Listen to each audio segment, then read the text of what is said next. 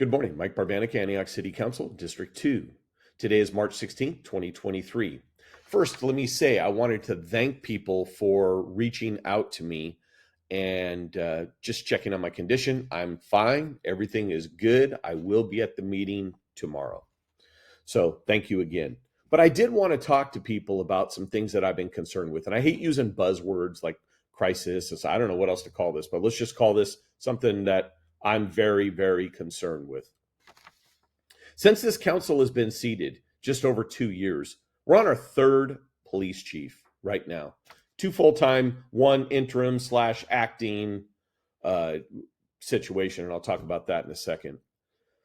But Chief Ford, I think you're doing a fantastic job. Please keep it up. I hope you're here for years to come. Please continue the job that you're doing. But when we came on council, T. Brooks was the chief, gone.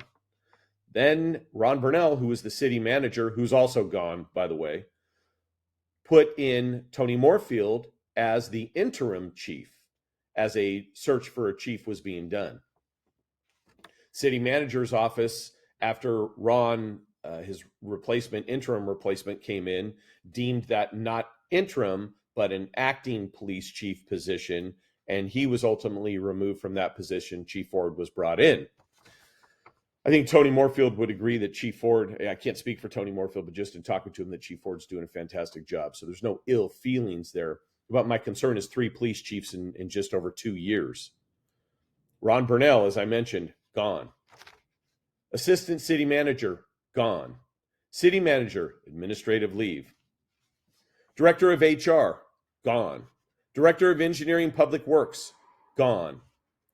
The director of finance coming in front of council and saying, stop spending money, and presenting council with a document in big red numbers that says a minus sign in front of it, showing that this is negative spending projected. And it increasingly grows more and more as the years go on. Now, we had 2 elected officials that didn't like the word that I used, deficit spending. Let's call it whatever you want. Call it the director of finance is telling us to stop spending money, presenting it to us with a big red negative number. Call it whatever you want to call it.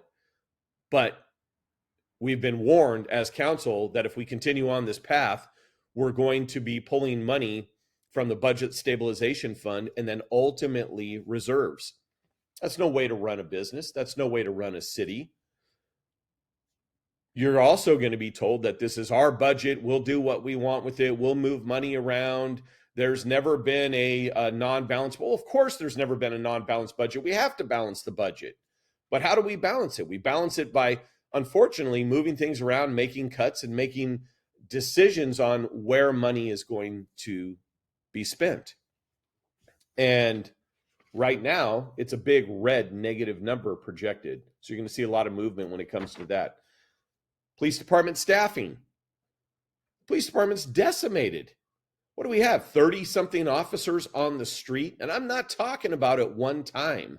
I'm talking about assigned to patrol, working patrol, a 24/7 operation. 30-something officers for a city of 115,000. And attracting people to this community is extremely difficult. Extremely difficult.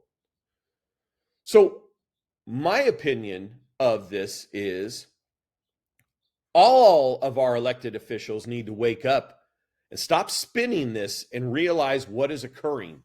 That under the watch of this council, 3 police chiefs, 2 city managers, an assistant city manager, a director of HR, and a director of engineering and public works gone. How many cops? I can't even tell you how many cops are gone. It's amazing to me. We, as elected officials, need to wake up. All of us need to wake up and see what's going on, stop with the spin, and stop with the political moves. This is a disaster. It is an absolute disaster. I wanted you to be aware of what I'm thinking. Mike Barbanica, Antioch City Council, District 2.